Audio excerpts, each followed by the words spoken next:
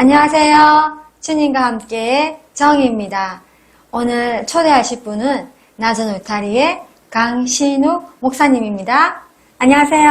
안녕하세요. 네, 주님과 함께 나와주셔서 너무 감사합니다. 네, 청해주셔서 감사합니다. 예, 느낌 오늘 이렇게 주님과 함께 나와주셨는데 소감 한마디 좀 부탁드릴게요. 네, 유튜브 영상으로 주님과 함께를 봤는데 정말 우리 주변에 계신 분들의 그 소소한 이야기, 신앙의 따뜻한 이야기를 들을 수 있어서 좋았습니다. 네, 감사합니다. 목사님, 제가 제 생각에는 목사님들은 하나님의 특별한 부르심이 있어서 목사님이 되는 건가요? 보통 이제 그렇게들 생각하시는데요. 하나님은 목사로도 부르시고 직장인으로도 부르시고 학생으로도 부르시죠. 네, 저 같은 경우는 좀 특별한 일이 있었습니다. 어떤 특별한 일이 있었어요? 네, 저는 이제 제가 하고 싶은 일이 있었거든요. 네, 그것을 생각하면서 학창 시절에 그것을 위해서 이제 기도하고 하나님 이렇게 되게 해주세요. 저는 이렇게 꼭 되고 싶어요. 기도하는데 하나님께서 혹시 그 일을 포기하고 내가 원하는 내가 이쪽으로 인도하는 이 일로 가줄 수 있겠느냐. 그래서 그때는 그러십시오 하지 못하고 안 됩니다. 하나님 그 용한 다른 사람 좀 찾아보세요. 그러다가 정 사람이 없으면 그때 다시 오세요. 그렇게 이야기를 했죠. 그리고 4년이 지나서 어떤 일이 있어서 기도하는데 다시 하나님이 찾아오셨어요. 어떻게 찾아오셨습니까? 이제는 해야 된다. 그래서 이거는 내가 어떻게 할 수 없는 거구나. 그래서 순종하게 됐습니다. 그럼 특별한 부르심이 있었네요? 그런 셈이네요. 하시다가 목사님 하나님께서 부르셔가지고 순종했다라고 금방 하셨는데 그럼 바로 목회를 하신 건가요? 아니요. 그 하나님의 부르심을 좀 받아들일 만한 시간적 여유가 필요했습니다. 그래서 하나님께 2년간 좀 유예를 해달라. 그렇게 기도를 하고 실은 다른 공부, 이제 대학원 공부 한 2년을 더 했고요. 그리고 나서 신학대학원으로 진학을 하게 됐습니다. 그러면 신학대학원을 졸업하면 바로 목사님이 되는 건가요?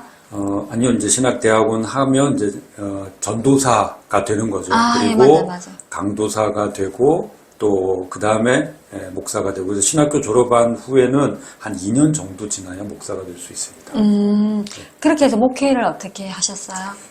네, 저는 이제 신학대학원 3학년 때 경기도 안양에 있는 교회에 이제 교육전도사로 부임을 해서 그 교회에서 쭉 신앙생활하고 사역하고 하다가 한 5년 정도 있었는데요. 그리고는 35살에 중형교회의 이제 담임이 돼서 15년 정도 담임 목회를 했습니다. 35살이면 좀 담임 목사로서는 좀 빠른 나이 아닌가요? 네, 무척 이른 나이죠. 그래서 마음고생을 많이 했던 것 같습니다.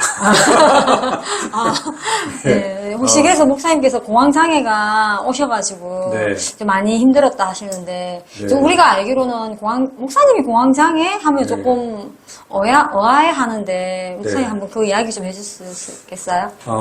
네, 그러니까 좀 이른 나이에 담임이 되고 실은 저한테 이제 많이 무거운 짐이었죠. 그리고 이제 목회는 뭐 여러 가지 일들이 일어나니까 이제 갑작스럽게 제가 이제 담임이 된 것도 있고 또 교회가 그때 좀 위치가 독특했어요. 모텔과 룸사롱 사이에 교회가 있었습니다. 그래서 불가피하게 교회를 신축해야 되는 건축을 해야 되는 그런 일이 있었던 거예요. 그러니까 그 일도 이제 감당을 해야 되고 이제 보통 일이 아니잖아요. 그러다 보니 이제 몸고생, 마음고생이 심했던 거죠. 근데 목사니까 이제 그걸 겉으로 어떻게 표현하거나 드러내지는 못하고 이제 소가리를 많이 했던 게 아마 그냥 어느 날 갑자기 이제 사실은 그게 공황장애인지도 잘 몰랐어요. 그냥 잠을 못 자네. 근데 왜 이러지? 너무 힘들고 어려운 시간을 보내고 있었는데 네. 견디기 힘들어서 어떤 분한테 선배 목사님한테 네. 좀 막 상담하듯이 네. 그렇게 말씀을 드렸더니 그건 공황장애인데 그거는 이제 병원에 가면 치료할 수 있다. 네. 그렇게 말씀을 하셔서 그 과정을 겪었죠. 네, 그렇습니다. 그럼 그 과정을 겪으시면서 많이 힘들었을 텐데 또 혹시 지금 요즘 공황장애를 겪고 있는 분들도 너무 많고 네, 계시거든요. 네, 그분에게 조금 도움의 말씀과 또 목사님의 그 네. 과정을 겪어오면서 또 은혜 받았던 이야기 좀 부탁드릴게요. 네. 일단은 잠을 못 자고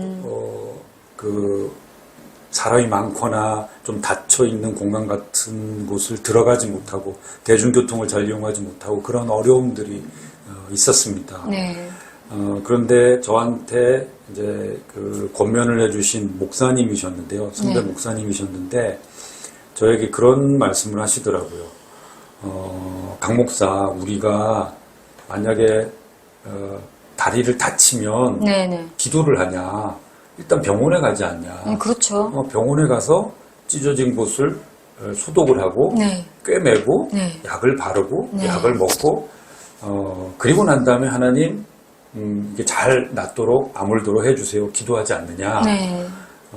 공황장애도 마찬가지다.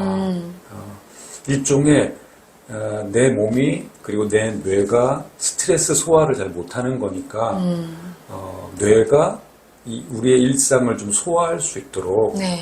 좀 소화를 돕는 그런 약을 먹고 도움을 받는 것이다. 네. 그렇게 말씀을 해주셔서 네. 그렇구나. 네. 제가 매운 걸 잘 못 먹어요. 네. 매운 걸 이제 먹고 나면은 이제 속이 쓰리고 그러니까 이제 유장약 같은 걸 먹거든요. 네네. 근데 그런 것처럼 네네. 스트레스도 내가 소화를 못해서 이런 일이 생기는구나. 네. 그러고는 이제 이제 정신과 이제 클리닉을 가서 이야기를 하고 이제 약을 먹고 그러면서 이걸 이제 좀 잘 다스리고 소화할 수 있게 됐습니다. 그래서 제가 이제 그 일을 겪고 나니까 제 주변에 이제 그런 사람들이 보이기 시작하는 거예요. 네네. 근데 의외로 많더라고요. 네. 그리고 제가 목회하는 교회에 또 있었어요. 그래서 실은 제가 공황장애를 앓고 있고 병원에 가서 이런 약도 먹고 있습니다. 그랬더니 그분들이 저한테 네. 위로 문자를 보내주시는 거예요. 목사님 얼마나 힘들어요. 사실 저도 약 먹어요. 네네. 근데 제가 마음이 아팠어요. 네. 저에게도 이야기 못하고 그분들은 또 그분들 중에는 가족에게도 비밀로 하고 몰래 그 약을 먹고 있었던 거예요. 네. 아니 아프면 위로도 받고 격려도 받고 도움도 받아야 되는데 네. 다른 데가 아프면 네. 아이고 어떻게 내가 도와줄게 하는데 왜 이 일은 숨겨야 되고 네. 위로받지 못하고 네. 이해받지 못할까. 그래서 제가 그분들한테 얼마나 그동안 힘드셨어요. 네. 제가 위로해드리고 그래야 되는데 그렇지 못했던 거 정말 죄송합니다. 그러면서 우리들 사이는 참 위로가 되고 서로 이제 격려가 되는 일이 있었는데 네. 이 일을 겪으면서 혹시 옆에 이제 주변에 이런 일을 겪고 있는 분들이 계시다면 네. 참 말씀드리고 싶어요. 우리가 체질이 다 다르고 그렇기 네. 때문에 저처럼 이제 매운 거 못 드시는 분들은 매운 거를 멀리하면 되지만 매운 거를 먹어야 될 상황이 생기잖아요. 네. 그러면 위장약을 먹어야 되는 것처럼 네. 스트레스가 그냥 소화를 잘 못 시키는 분들이 있어요. 그러면은 이제 정신과에 가서 도움을 받고 또 상담도 하고 그런 걸 통해서 우리가 좀 그러니까 모든 사람이 이럴 필요는 없는데 어떤 사람들은 거기에 약한 분들은 그런 도움을 받는 게 필요하다는 거죠. 네. 근데 우리는 또 교회를 다니잖아요. 네. 근데 하나님 계시잖아요. 네. 근데 또 하나님에게 이것을 기도를 해서 네. 조금 도움을 받고 싶고 네. 그런 부분도 있거든요. 그렇죠. 네, 그럴 때는 네. 어떻게 해야 되나요? 네, 이게 그러니까 정신적인 것, 그러니까 몸의 다른 부분에 대해서 불편하면 별 생각 없이 일단 병원에 가요. 네. 그런데 영적으로. 아니 이건 영적인 문제가 아니고 뇌 호르몬 분비 문제거든요. 아. 그러니까 아니 이건 역시 일단 병원에 가서 내 증상을 알아야죠. 네. 예, 아니, 그러니까 진단을 해서 병명이 나와야 그 다음에 치료를 하거나 이럴 텐데, 네. 스트레스 소화하는 이 문제에 대해서는 오직 신앙으로만 해결을 해야 된다는 것이 우리를 더 힘들게 하는 그런 면이 아닐까 싶습니다. 그렇죠. 그러니까, 모든 면에서, 내가 이렇구나. 내가 이 부분이 약하구나. 그러니까, 저도 매운 음식을 먹다가 배탈이 나서, 나는 매운 거를 잘 못 먹어 알게 돼서 그 다음에 피하는 거예요. 그러니까 내가 스트레스 이 부분에 좀 약한 사람이구나. 그러면 이제 스트레스를 받는 그런 상황. 예를 들면 아주 뭐 10,000원 그 사람들이 많이 타는 대중교통 이런 거는 내가 이제 피해야 되는 거예요. 네. 근데 이런 것처럼 이런 일들을 하면서 그리고 한편으로는 하나님 제가 이런 부분에 좀 약해요. 네. 이걸 좀 도와주세요라고 네. 그렇게 기도를 하는 거죠. 네. 그냥 우리는 그냥 그런 거, 그냥 정신과 가기가 힘드니까. 그렇죠. 오로지 기도로 네, 그렇게 네. 매달리고 네. 했던 것 같아요. 네. 그러니까, 뭐, 내과도 가고, 외과도 가고 하는 것처럼, 네. 정신과도 가도 됩니다. 네, 기독교에는 정신과 가면 안 된다가 아니고, 정신과 가셔도 돼요. 그리고, 내가 어떤 사람이구나 하는 것을 아는 거죠. 우리의 뭐랄까요, 몸도, 육체도 사람마다 다 다른 것처럼, 우리의 정신, 마음의 건강 상태도 다 다르거든요. 네. 근데, 내가 어떤 건강 상태인지, 내 마음의 상태를 알아야, 그 다음에 내가 어떻게 대처하는 방법이 나올 수 있는 것처럼, 기도하는 것도 거기에 따라서 해야 되지 않을까 싶습니다. 목사님, 경기도에서 목회하시다가 그만두시고 부산에서 낮은 울타리 사역을 하시잖아요. 네. 이유가 뭔가요? 네, 많은 분들이 그 이유를 궁금해 하시더라고요. 40대 후반, 어떻게 보면은 이제 한참 역량 있게 사역할 때인데, 이제 갑자기, 이제 교회 담임을, 그것도 중형교회 담목, 웬만하면 부러워할 만한 자리인데, 이제 그만둔 이유를 이제 궁금해 하시는데요. 제 고등학교 동창이 갑작스럽게 이제 암으로 세상을 떠난 게 이제 계기가 됐습니다. 네. 이제 실은 그 동창이 이제 투병을 하면서 이제 위독한 지경에 이르렀을 때 네. 사실 저하고는 연락이 없었어요. 친한 친구도 아니었고. 그런데 제가 아는 다른 친구 한 명이 그 소식을 전해주면서 실은 이 친구도 기독교인이 아닌데요. 네. 신우가 네가 목사님이니까 네. 그 친구 죽기 전에 한번 만나주면 어떻겠느냐 그런 얘기를 하더라고요. 네네. 그래서 뭐 사실 뭐 학교 다니면서 말도 섞어보지 않은 친구였지만 네. 목사니까 동창이니까 근데 공교롭게 그때 제가 감기 몸살이었어요. 네네. 그래서 이제 그 친구한테 이야기했죠. 내가 지금 감기 몸살이라서 면회를 갈 수가 없다 병원에. 네. 내가 이걸 낫고 그 다음 주쯤 갈게 그랬는데 그 사이에 이 친구가 그냥 세상을 떠난 겁니다. 그래서 너무 미안한 거예요. 네. 왜냐하면 이 친구에게는 어떻게 보면은 복음을 들을 기회가 마지막 기회가 네. 저였다는 생각이 드는 거죠. 네. 그래서 빈소를 찾아갔어요. 빈소를 찾아갔어요. 모르는 친구지만 찾아갔는데 거기서 약 35년 만에 고등학교 동창들을 만난 거예요. 저는 고등학교 동창회 뭐 이런 모임에 일절 나가지 않았거든요. 네네. 왜냐하면 목회하기 바빴으니까. 그렇죠, 그렇죠. 그러다가 30여 년 만에 그 친구들을 만났는데 다들 이제 저를 이상하게 생각하는 겁니다. 목사 친구가 주변에 아무도 없으니까. 네, 아무도 없어요. 네. 저만 지금 목사를 하고 있는데 저는 이제 궁금해서 그 친구들한테 물어봤죠. 여기에 교회 다니는 친구는 없어? 그랬더니 한 30여 명이 모였는데 단 한 명이 없는 거예요. 아니 그러니까 수도권에서 20년 가까이 살았다면 네. 아니 교회를 좀 다닐만 하잖아요. 40대 후반인데. 네. 근데 단 한 명도 없어서, 야, 니네들은 어떻게, 서울 살면서, 뭐, 와이프 따라서 교회를 좀 갈만도 하지 않냐? 네네. 그랬는데, 하나같이, 우리 와이프도 안 믿어? 그러더라고. 쉽지 않. 그렇죠. 아주 네, 그랬어요. 저도 똑똑하게. 왜냐면 수도권의 기독교인 비율이 한 20%가 넘는데, 네네. 그럼 얘네들은 뭐야? 근데 이 친구들이 사회적으로 안정된 직업과 그런 이제 위치를 하고 있단 말이죠. 네. 그래서 보통 교회에서 뭐 전도지를 돌리고 길거리에서 이렇게 하는 전도를 받을 대상이 아닌 거예요. 그렇죠. 그래서 그날부터 저는 이제 고민에 빠지기 시작한 거예요. 그러면 지금 이 내 친구들 40대 후반이 되고 50이 되는 이 친구들은 도대체 누가 복음을 전하지? 1년 넘게 기도했어요. 저 혼자만의 기도 제목이었죠. 네네. 아무도 모르는 저 혼자만의. 도대체 이 친구들에게는 도대체 누가 전도를 하지? 어떻게 전도를 하지? 그랬을 때 저에게 온 하나님의 응답. 사실은 저는 이런 응답을 기대했죠. 진우가 네 마음은 내가 받았다. 네 마음은 귀하다. 네. 하지만 너는 담임 목회를 열심히 해라.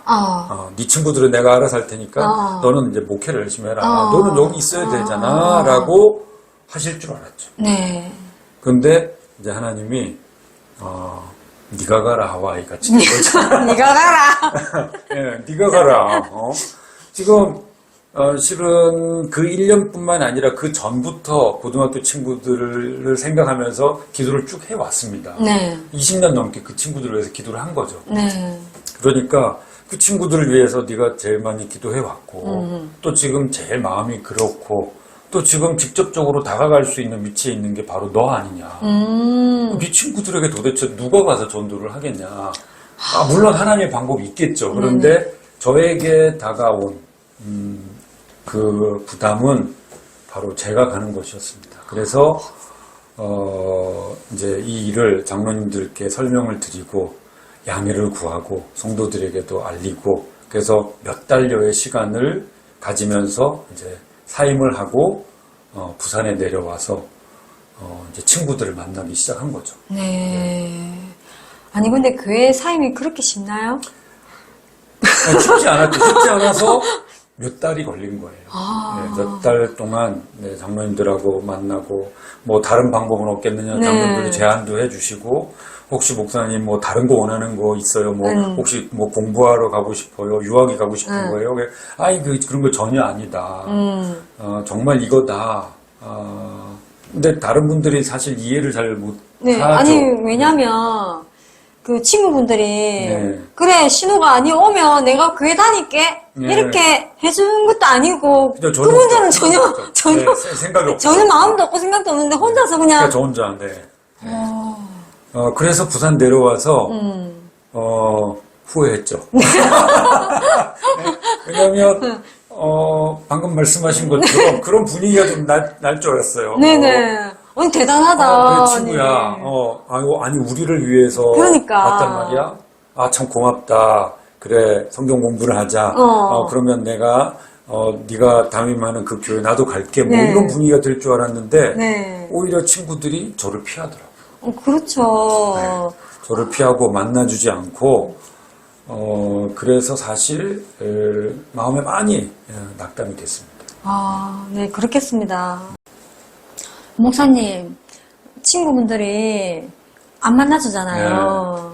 근데 목사님 그 다 버리고 사임하고 오셨는데, 그럼 지금 어떻게 살아가고 계세요? 친구들이 만나주지 않아서 정말 힘든 시간을 보냈습니다. 그냥 뭐 바닷가 가서 하염없이 걷기도 하고, 또 방에서 혼자 문 닫고, 저 혼자만 이제 새벽 기도를 하는 거죠. 이게 뭡니까? 그런 시간을 6개월을 보냈어요. 정말 답답한 시간. 6개월을 보내는 중간에 친구를 통해서 제일 친했던 고등학교 3학년 동안 3년 동안 같은 반이었던 한 친구가 이야기를 해주더라고요. 진우가 왜 친구들이 너를 안 만나는지 아니? 사실 우리는 목사를 박수무당처럼 생각한다. 박수무당? 네, 남자 무당. 진짜? 네. 제가 깜짝 놀랐어요. 네. 그래서 제가 그랬죠. 난 그렇게 영험하지 않아. 영하지 않아. 야, 니네들이 날 그렇게 대단한 존재로 여기냐. 네. 그렇구나. 알게 됐죠. 예. 그러니까, 이제, 이 친구들은 전혀 기독교적 배경이 없기 때문에, 네. 하나님이라는 어떤 신하고 뭔가 깊은 관계를 맺는 무당 같은, 어머나. 남자니까 박수 무당 같은 내 친구가 그렇게 돼버렸어 라고 생각하는 거예요. 그러니까 이제 가까이 하고 싶지가 않은 거죠. 편하지가 않은 거예요, 제가. 근데 가장 친했던 그 친구가 그 이유를 설명을 해주죠. 그래서 이게 만남이 쉽지 않겠구나. 그러면서 그냥 그렇게 계속 이제 기도를 하고 있는데 어쩌면 그 시간이 저의 교만함이 무너지는 시간이었다고 할까요? 네. 그러니까 나, 이렇게, 목회도 수도권에서 한 20년 좀 나름 잘한다고 한 이런 게 있었으니까. 네. 그리고 그동안에 설교도 하고 성경 공부도 하면서 수천 편의 그런 설교도 하고 이런 게 있으니까 이런 콘텐츠도 있고. 그래서 나는 준비가 되었다. 네. 이렇게 생각을 한 거죠. 그런데 정말 예수님 말씀처럼 선지자가 고향에서 대접받지 못하는 그 꼴을 당하면서 좀 제가 조금 겸손해진 것 같아요. 그렇게 될 수밖에 없었어요. 하나님 정말. 누구라도 좀 만나게 해주세요 라고 6개월 만에 그렇게 된 것 같습니다. 그러는 가운데 저는 그 6개월 동안 하루도 빼지 않고 그 친구들 그리고 또 전도 됐으면 좋겠다는 그 사람들 명단이 이제 수십 명 있었어요. 그 수십 명을 매일 이름을 부르면서 기도한 거죠. 그냥 안 만나주지만 매일 기도를 했는데 의외의 사람들을 만나게 됐어요.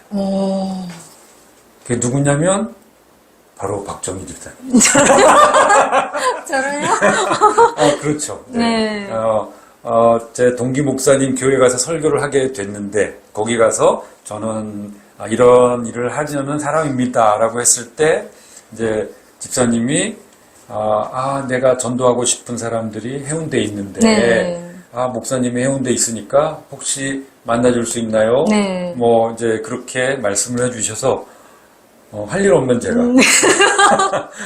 되지요. 그렇게 해서 정말 딱 만 6개월 지나고 첫 주에 7월 첫째 주에 만남이 된 거죠. 그렇게 시작이 된 겁니다. 아니, 목사님께서 우리 교회에 오셔가지고, 해운대 사역을 하신다 해서, 제가 해운대에 아는 동생 2명, 이렇게 연결시켜주고 싶었어요. 근데 그 애들이 정말 하나님을 전혀 모르고, 또 정말 세상 풍요 속에서 또 사는 애들인데, 어떻게 그 애들과 함께 이렇게 지금까지도 사역을 하고 계십니까? 네, 저에게도 쉽지 않은 일이었죠. 저로서도 이제 처음 접하는 그런 일이었고, 20년간, 성도들에게 설교했고, 성도들하고 성경 공부했고, 다들 성경을 끼고 오는 분들하고만 만나다가, 이제는 전혀, 하나님에 대해서, 또 성경에 대해서 모르는 분들하고 처음 이야기를 하려니까 쉽지 않았습니다. 그래서 무슨 말을 어떻게 해야 될지 전혀 모르고 그냥 기도만 하고 이제 그분들을 만날 따름이었는데 일단은 마음에 그분들의 이야기를 좀 들어주자라는 생각을 했어요. 목사라는 사람을 만나서 성경이나 기독교나 또 교회에 대한 궁금증 또 좀 불편한 감정들을 먼저 좀 털어놔야 되지 않을까? 이제 그런 생각이 들더라고요.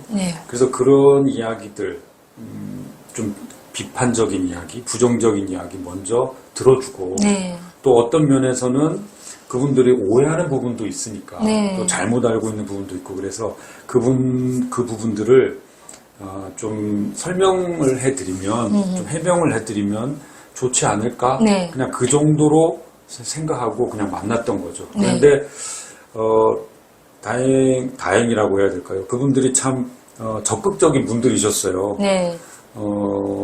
이렇게 만남을 가져도 될까요? 그런데 그래 봅시다 하는 식으로 이렇게 말씀을 해주셔서 그리고 본인들의 그런 궁금한 점, 그냥 또 어디서 이제 들었던 이야기 그런 것을 이제 질문을 해주시니까 이제 대답하는 저로서는 신이 났죠. 네. 뭐 이야기할 거리가 있으니까. 네네네. 그래서 또 이야기하고 또 그분들이 묻고 거기에 대해서 물으면 또 거기에 또 대답하고 이제 이렇게 지속을 해 가다가 그러면 우리가 성경을 좀 꾸준히 같이 공부를 해보면 어떨까요? 네. 그렇게 제안을 했는데 그럽시다. 그렇게 됐고 그러면 성경의 어떤 부분을 하면 좋을까요? 했을 때 기본적으로 뭐 성경에 대해서 잘 모르는 분들도 에덴 동산이나 노아의 홍수나 뭐 이런 이야기들은 좀 이제 상식적으로 알고 있으니까요. 네.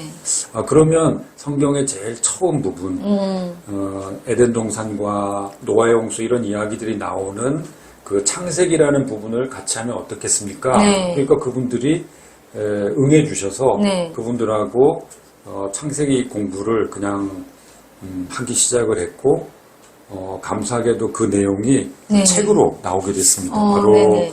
이 성경으로 아니 대화로 대화로 푸는 성경이라는 책인데요. 네. 그분들하고 그냥 정말 말 그대로 대화. 그분들이 어떤 질문을 하고 제가 설명하고 거기에 대해서 그분들이 또 반응하고 한 내용이 여기에 나와 있습니다. 네. 근데 창세기 25장까지 그분들과 함께했던 말 그대로 기적 같은 만남, 소통의 그런 내용입니다. 네. 이 책은 전혀 이제 믿지 않는, 하나님을 전혀 모르는, 네. 그들에게 대화로 성경을 같이 푸는 네. 그런 이야기로 담아져 있는 내용이네요. 네, 감사하게도 이제 이 내용 끝에 그분들의 소감문도 있습니다. 네.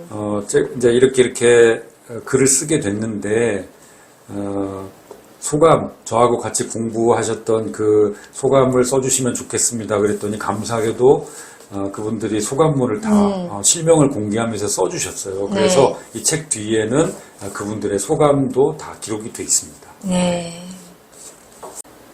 목사님, 앞으로 이제 어떤 사역의 계획이 있으신지 네, 궁금하네요.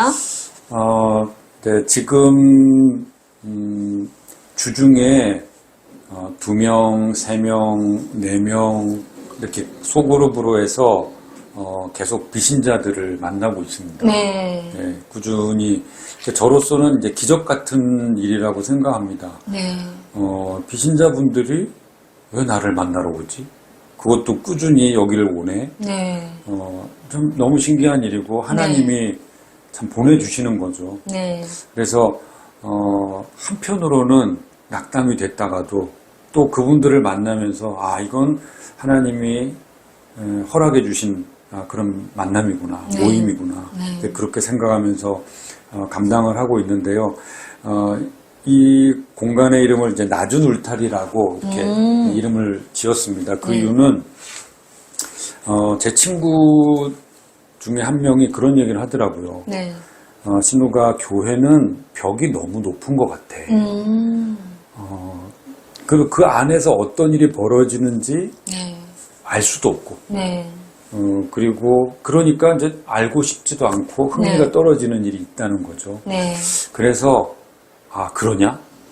그러면 울타리 그러니까 높이를 좀 낮춰야 되겠구나. 네. 그래서 낮은 그리고 벽이 너무 높다고 했으니까 벽 이런 느낌이잖아요. 네네. 그러니까 옛날 시골에 그 쌀이 나무로 만든 그 울타리 허술한 거. 네. 그 울타리라고 있지만 네네. 그 안에가 허술해서 다 보이는 네, 거예요. 울타리 같지 않는 네, 울타리죠. 네. 그러니까 담장으로서의 기능은 거의 없는 거죠. 그냥. 무늬만. 네. 그냥 여기쯤에 경계가 있어 하는 건 네. 나타내는 그런 느낌이라서 낮은 울타리라고 이제 이름을 붙였습니다. 그래서 계속 저는 비신자들 이제 제가 지금 하는 일을 도시 선교라고 합니다. 전문용어로. 도시 선교? 네. 마치 이제 해외에 나가서 그 현지인들에게 복음을 전하는 선교사님들이 하는 것처럼 네. 지금 이렇게 이미 기독교가 자유롭게 전해지고 있는 그런 환경에서 네. 기존의 전통적인 목회를 하는 게 아니라 네.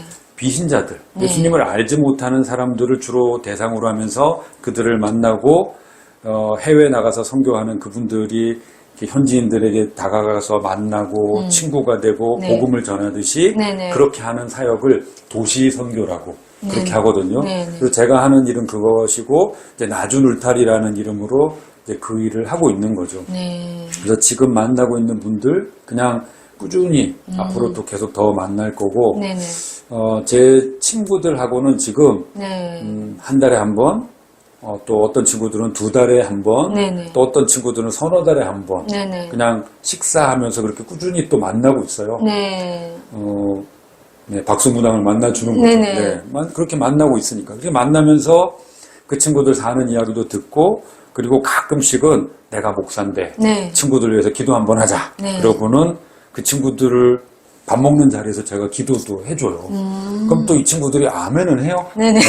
네, 신기하죠. 네. 그리고 또 그 다음 또 밥 먹는 자리에 또 불러주고. 네. 그러니까 그렇게 꾸준히 하면서 마음의 그 장벽들을 좀 허물어가는 일들 계속 하고 있습니다. 네. 그래서 한 번은 친구가 그런 얘기를 하더라고요. 진우가 아예 그냥 울타리를 없애면 어떻겠니?